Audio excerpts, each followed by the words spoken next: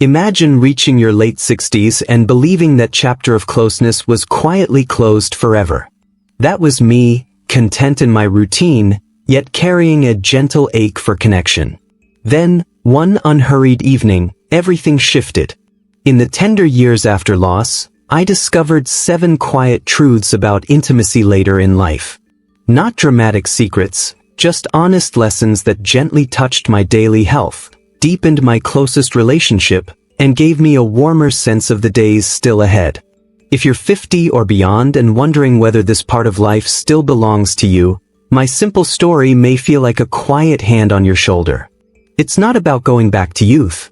It's about moving forward with wisdom and grace. I was 68, a retired high school English teacher living in a small brick house on the edge of Columbus, Ohio. The neighborhood was quiet, mostly other retirees, a few young families, maple trees that turned brilliant red every fall. 5 years earlier, my wife, Margaret, had slipped away after a long illness. The house still carried faint echoes of her. The way the kitchen smelled of cinnamon when I baked, the worn spot on the couch where she used to read. I kept busy with the garden, library volunteering, and the Thursday book club at the community center, but evenings often felt long and empty. Then Eleanor joined the group. She was 69, a former pediatric nurse who had moved to Ohio to be closer to her daughter and grandchildren after her husband passed. She had silver hair she wore in a loose braid, warm brown eyes, and a gentle laugh that arrived slowly, as if she were still deciding whether to let it out. We started talking during breaks, first about the books, then about the small griefs and small joys that come after losing a lifelong partner. Neither of us was looking for anything more than good conversation and the comfort of being understood. Friendship grew without hurry. We met for coffee at the diner on High Street, took slow walks along the Scioto River when the weather allowed, shared stories about children now grown and lives that had stretched longer than we once expected. One rainy Saturday in late October, we cooked supper together at my place. Roast chicken, mashed potatoes, green beans from the garden I still tended. After the dishes were done, we sat on the living room sofa with the lamps low and the rain tapping the windows. Conversation turned softer, more personal. Hands brushed, then stayed. What followed felt both startling and completely natural, like remembering a language I thought I had forgotten. In that quiet, unhurried moment, 2 older people simply chose each other again, not to erase the past, but to add something honest and alive to whatever years remained. The real gift wasn't the physical act itself, though that carried its own gentle surprise. It was the slow unfolding of understanding that intimacy in our later years arrives wrapped in its own distinct wisdom, different from anything we knew in youth or even middle age. 7 truths revealed themselves gradually, not as rules carved in stone but as quiet observations that settled into daily life like well-worn paths. The first was patience. Bodies move more deliberately now. What once happened quickly now asks for time, for breathing together, for no rush. Pressure vanished when we let the moment find its own rhythm. The second truth was the power of plain speech. Words once awkward in younger years, simple phrases like, "This feels good," or "Could we try it slower?" became the strongest bridge between us, building trust faster than silence ever could. The third came from listening to the body with kindness instead of criticism.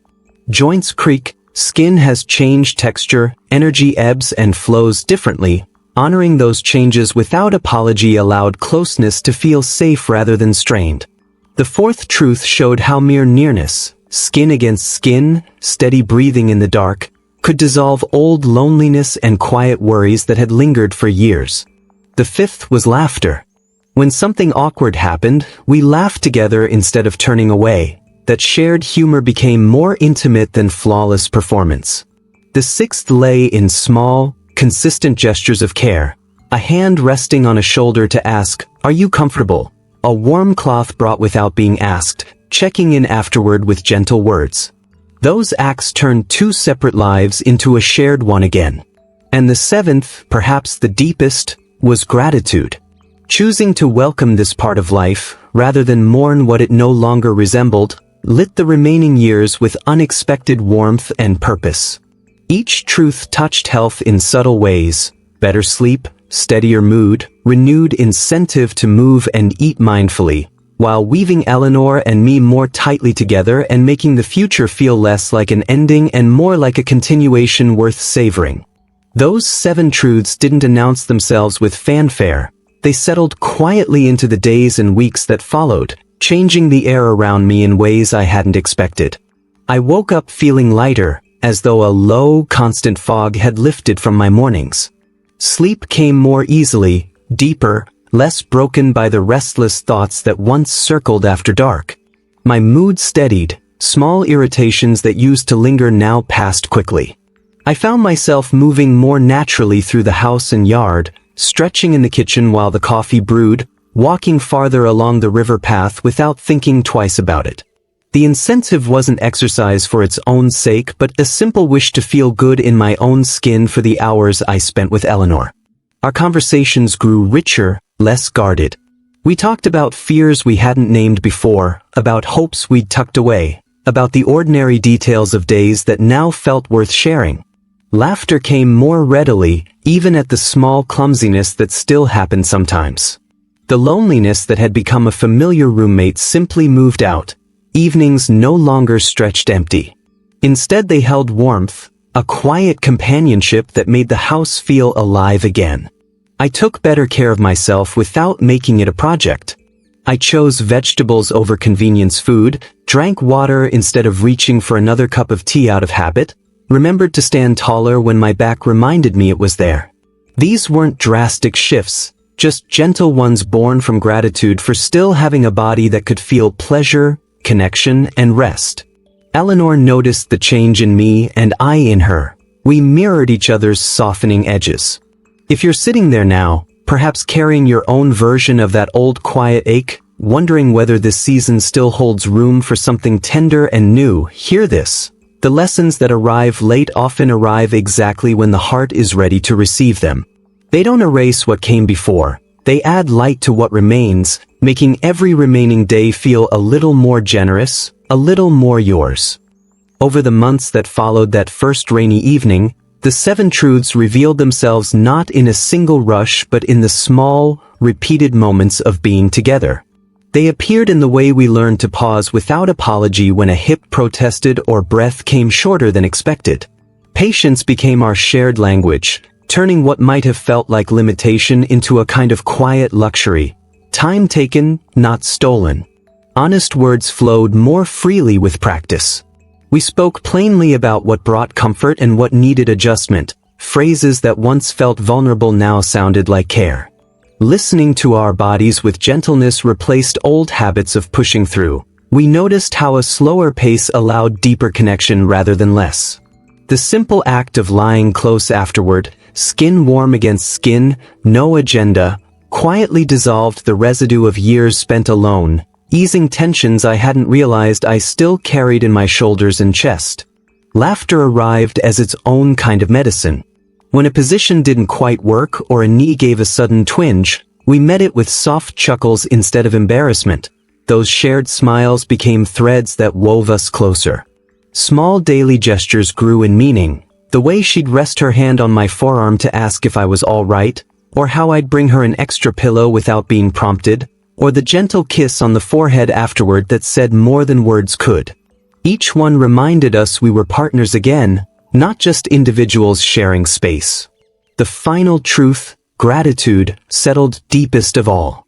We began to see this intimacy not as a return to something lost but as a new gift given late. Something to cherish because it reminded us we were still here, still capable of feeling fully alive. In quiet ways, these truths supported our health. More consistent rest, brighter moods that carried into other hours, a natural pull toward nourishing food and gentle movement. They strengthened the bond between us until it felt as steady and essential as breath, and they cast the years ahead in a warmer, more welcoming light. Looking back now, that rainy October evening and the 7 truths that slowly unfolded afterward did far more than reawaken physical closeness. They returned a fuller, kinder version of myself to my own days. I had spent years moving carefully through routines that kept sorrow at a safe distance. Tending the garden, reading the same books twice, answering the phone with polite cheer. Intimacy arrived not as a dramatic rescue but as a quiet permission to feel fully present again. The changes were small at first, then steady. Mornings carried a gentle energy I hadn't known since before Margaret's illness. Colors in the yard seemed brighter. The scent of coffee lingered with new appreciation. Conversations with old friends felt deeper because I was no longer guarding an empty space inside. Eleanor and I built something steady and unhurried, shared suppers that stretched into long evenings, walks where silence felt companionable rather than lonely, nights when simply holding each other was enough. We became witnesses to one another's remaining years, not out of obligation but out of genuine gladness. What surprised me most was how these truths rippled outward. I found myself more patient with the slow pace of aging, my own and others. I listened better, judged less, smiled more easily at small things. The house no longer echoed with absence. It held warmth that came from two lives choosing to overlap. Life, I realized, does not finish writing its lessons when the calendar turns a certain number. It keeps offering new pages, written in quieter ink, to anyone willing to read them with open hands. Those 7 truths didn't promise endless youth or perfect days. They simply reminded me, and perhaps can remind you, that even in the later chapters, there is still room for tenderness, for growth, for the soft surprise of feeling truly alive. The years ahead stopped feeling like a slow fade and began to resemble something worth meeting with curiosity and care. In the end, that may be the greatest gift any season can give. If this story stirred something in you, I'd be grateful if you'd like the video and subscribe to The Quiet Start. We share quiet reflections for hearts over 50 who still want to grow. Take a moment today and ask yourself, what small truth might be waiting for me in this season of life? I'd love to hear it in the comments. This video is for general educational and inspirational purposes only. Please reflect and consult professionals when applying life lessons.